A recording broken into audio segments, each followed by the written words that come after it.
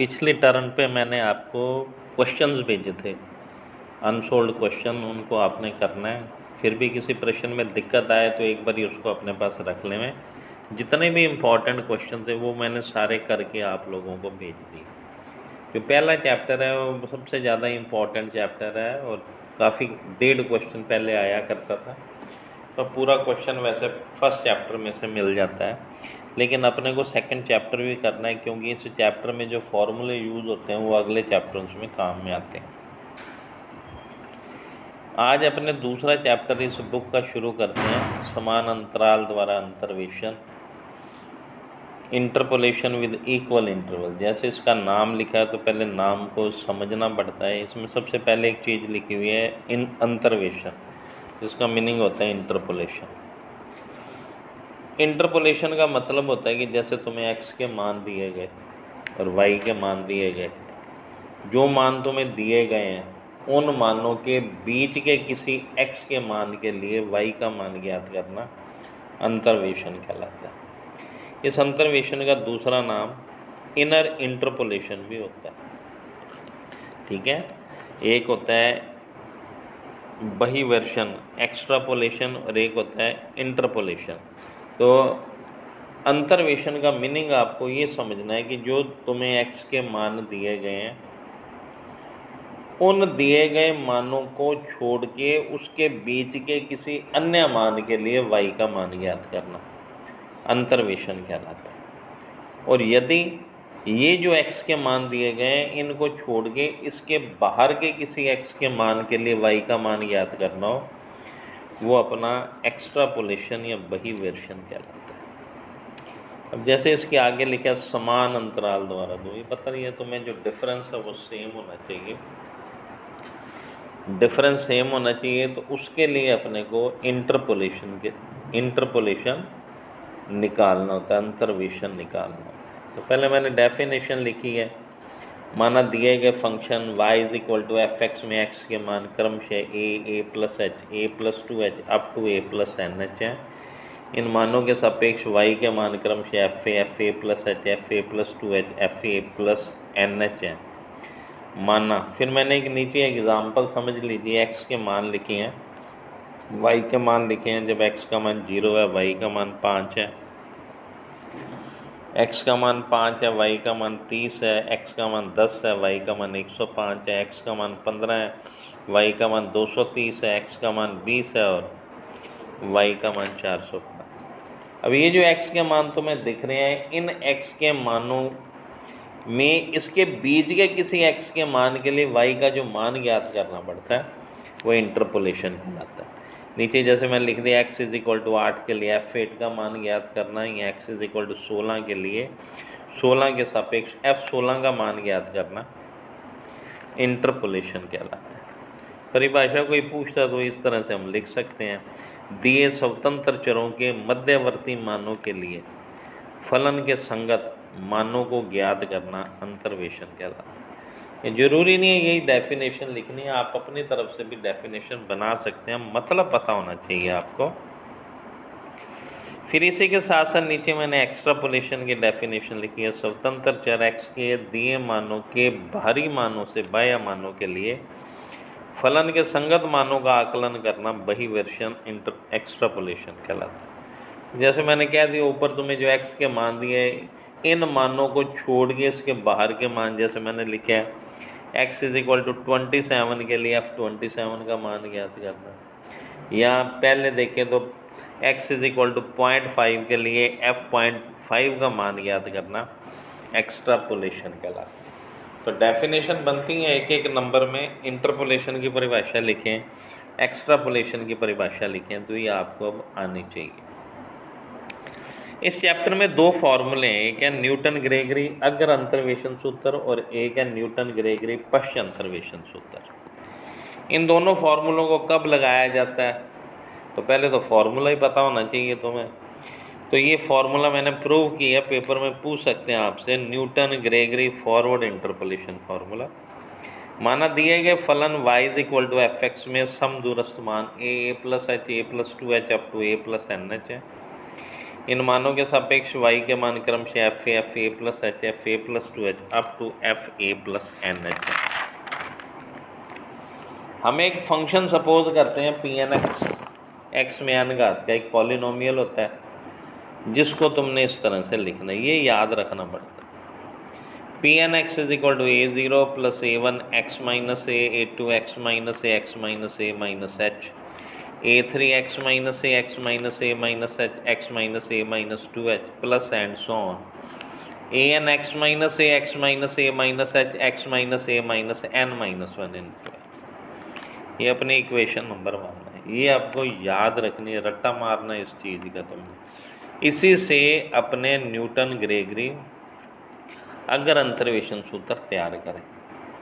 यहाँ पे जो a0 a1 up to an constant use हुए हैं, इनका मान हम इस तरह से चुनते हैं कि जिसके लिए कभी pnx लिखा होता है तो उसकी जगह fx लिख सकते हैं, pna की जगह fa लिख सकते हैं, pna प्लस एच की जगह fa प्लस एच लिख सकते हैं, pna प्लस 2h की जगह fa प्लस 2h लिख सकते हैं एंड सो। और कहीं पे अपने को मिलता है pna plus nh, fa plus nh लिखा जा सकता है। ये जो इक्वेशन नंबर 1 है इसमें x के मान पुट किए जाते हैं। तो अब मैंने नीचे लाइन लिखी है, समीकरण 1 में x के मान क्रम से a plus H A plus 2h and so on रखने को। अब जब मान पुट करोगे तो देखो pnx लिखा हुआ है तो pna हो गया यहाँ पे is equal to a0 plus इससे आगे की जितनी भी टर्म है जब x की जगह a पुट करेंगे वो सारी जीरो हो जाएंगी। अगले स्टेप में मैंने लिखा है a0 is equal to F a. फिर नेक्स्ट नंबर 2 पे मैंने x की जगह a प्लस एच पुट किया तो pna प्लस एच हो गया, a0 हो गया प्लस a1 हो गया। ये x की जगह a प्लस एच पुट किया तो a1h बच जाएगा। अब इससे आगे की जितनी भी टर्म है उन सब में x minus a minus H तुम्हें दिख रहा है, तो जब x की जगह a प्लस एच पुट करेंगे तो सब जीरो हो जाएंगे। तो 2 पद बचे a0 plus a1h। pn a plus H को एफ ए प्लस एच लिख दिया, a0 को लेफ्ट हैंड साइड में ले आए a1h हो गया। a0 का मान पुट कर दिया, एफ ए एच से डिवाइड कर दिया तो a1 का मान हो गया F A plus h minus f A upon H. ये जो F A plus h minus F H को डेल्टा एफ ए लिखा जा सकता है, डेफिनेशन आपको पता है फॉरवर्ड डिफरेंस की। अपॉन में जो एच लिखा है इसके साथ फैक्टोरियल 1 कर दिया। अब नेक्स्ट मैंने पुट किया x की जगह a प्लस 2h, तो pn a plus 2h is equal to a0 प्लस a1 2h प्लस a2 2h इंटू h। अब इससे a3 से आगे जितनी टर्म दिखेंगी वहाँ पे देखो एक टर्म लिखी हुई है x minus a minus 2h। जब x का मान a प्लस 2h पुट करोगे तो सारी की सारी आगे की टर्म जीरो हो जाएगी। इसको मैंने थोड़ा सा सॉल्व किया है, pn a प्लस 2h की जगह F A plus 2h put कर दिया, minus a0 minus a1 2h is equal to 2h square a2। फिर a0 का मान पुट किया और यहाँ पे मैंने a1h का मान पुट कर दिया is equal to 2h square a2। अगले स्टेप में f A plus 2h minus f A plus h minus f A plus h minus f a is equal to 2h square a2। अब ये मान देखिए forward difference में तो मुझे पता ही है delta F A plus H का मान है माइनस डेल्टा एफ ए का मान है, अपॉन में फैक्टोरियल 2 कर दिया, एच स्क्वायर कर दिया, a2 का मान है। तो a2 की वैल्यू बनी है अपने पास delta square F A upon factorial 2 into H square. Similarly इसी तरह से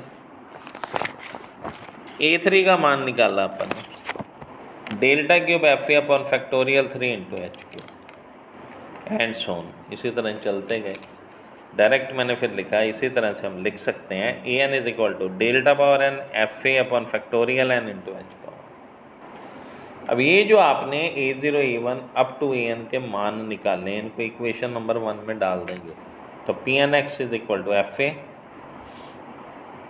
delta F A upon h into x minus a delta square F A upon factorial 2 into H square x minus a minus h plus delta cube F A upon factorial 3 into H cube x minus a minus h x minus a minus 2h and so on delta power N F A upon factorial n h power N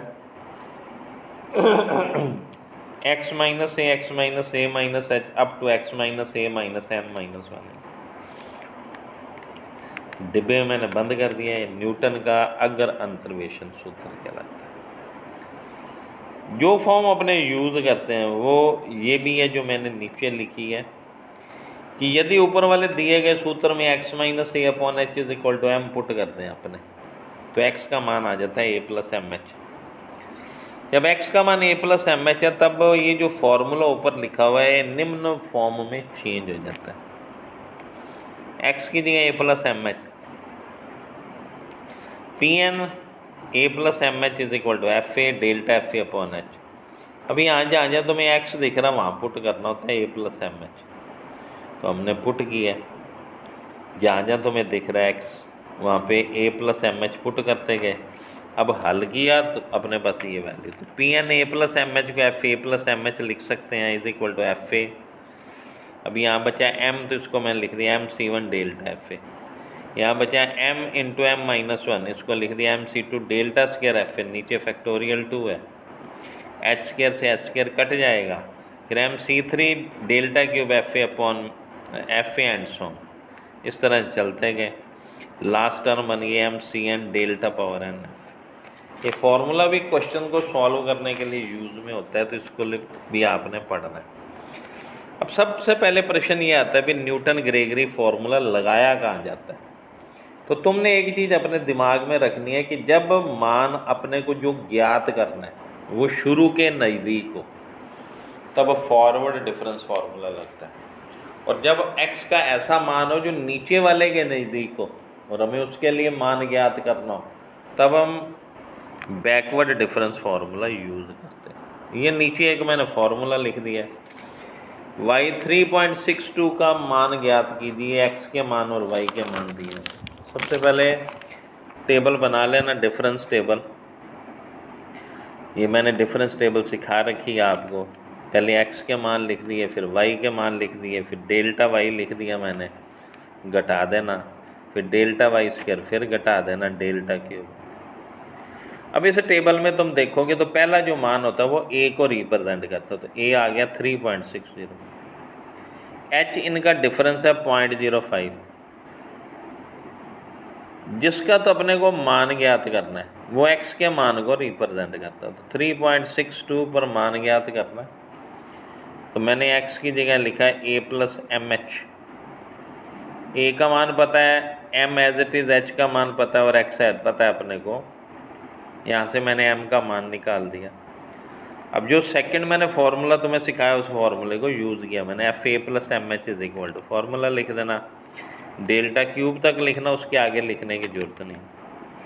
F A plus M h वो मान होता है जो ज्ञात करना, तो 3.62 हो गया, ए का मान 3.60 हो गया, एम का मान मुझे पता है 0.4 हो गया। तो इन मानों को मैंने यहाँ सब्स्टिट्यूट कर दिया, कैलकुलेशन की तो मेरे पास आंसर आ गया। 3.62 पे मान आया 37.337 अप्रॉक्सीमेट।